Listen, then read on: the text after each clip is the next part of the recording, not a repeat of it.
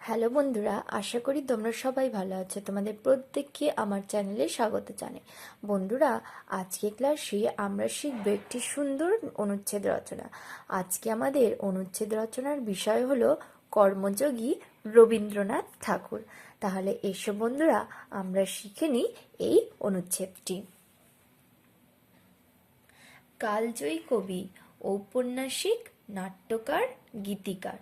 মূলত এই পরিচয়েই রবীন্দ্রনাথ আমাদের কাছে বিশেষভাবে পরিচিত। এই কথা ঠিক, জোড়াসাঁকোর ঠাকুর পরিবারের আলোক সামান্য প্রতিভার অধিকারী এই মানুষটির সাহিত্য প্রতিভার দ্যুতিতে বাংলা সাহিত্য আজ বিশ্বের অন্যতম মর্যাদাপূর্ণ সাহিত্যে পরিণত হয়েছে।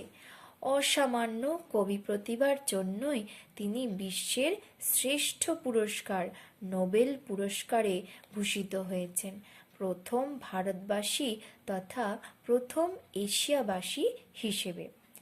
তাঁর বিরাট কাব্য প্রতিভার পাশে তার আরেকটি পরিচয় প্রায় অনুল্লেখিত থেকে যায়, সেটি হলো তিনি ছিলেন বিরাট কর্মযোগী।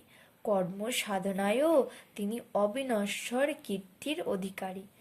তাঁরই অসামান্য কর্মসাধনার গুণে পিতার সাধনপীঠ শান্তিনিকেতনে 1902 খ্রিস্টাব্দ মাত্র 5 জন ছাত্র নিয়ে তিনি যে ব্রহ্মচর্য বিদ্যালয় প্রতিষ্ঠা করেছিলেন তা মহীরূপে পরিণত হয়েছিল।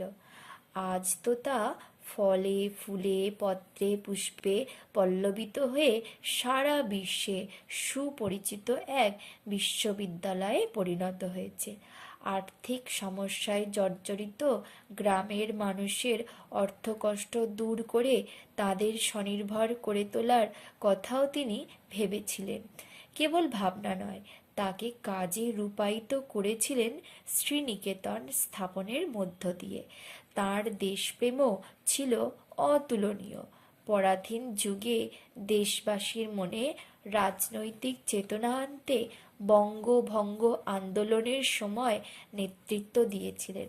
পরবর্তীকালে প্রত্যক্ষ রাজনীতিতে অংশগ্রহণ না করলেও দেশের রাজনীতিতে যখনই সংকট দেখা দিয়েছে এবং শাসক ইংরেজদের অত্যাচার সীমা ছাড়িয়েছে, তখনই তিনি সরব হয়েছেন। জালিয়ানওয়ালাবাগের নৃশংস হত্যাকাণ্ডের প্রতিবাদে ইংরেজদের দেওয়া স্যার উপাধি ত্যাগ করেন।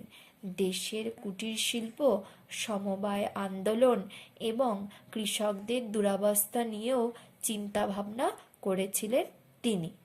এভাবে সাহিত্য রচনা তার মনকে অধিকার করে থাকলেও তার প্রতিভা বিরাট কর্মযজ্ঞে নিয়োজিত ছিল বরাবরই। তাহলে বন্ধুরা, আজকে আমরা শিখলাম কর্মযোগী রবীন্দ্রনাথ ঠাকুর অনুচ্ছেদ রচনা। আশা করি তোমাদের সবার ভালো লেগেছে। যদি ভালো লেগে থাকে তাহলে আমার ভিডিওটিকে লাইক, শেয়ার করবে, সাবস্ক্রাইব করবে আমার চ্যানেলটিকে, সঙ্গে বেল আইকনটিকেও প্রেস করে দেবে, যাতে আমার চ্যানেলের সমস্ত তথ্য তোমরা সরাসরি পেয়ে থাকো। ধন্যবাদ সবাইকে।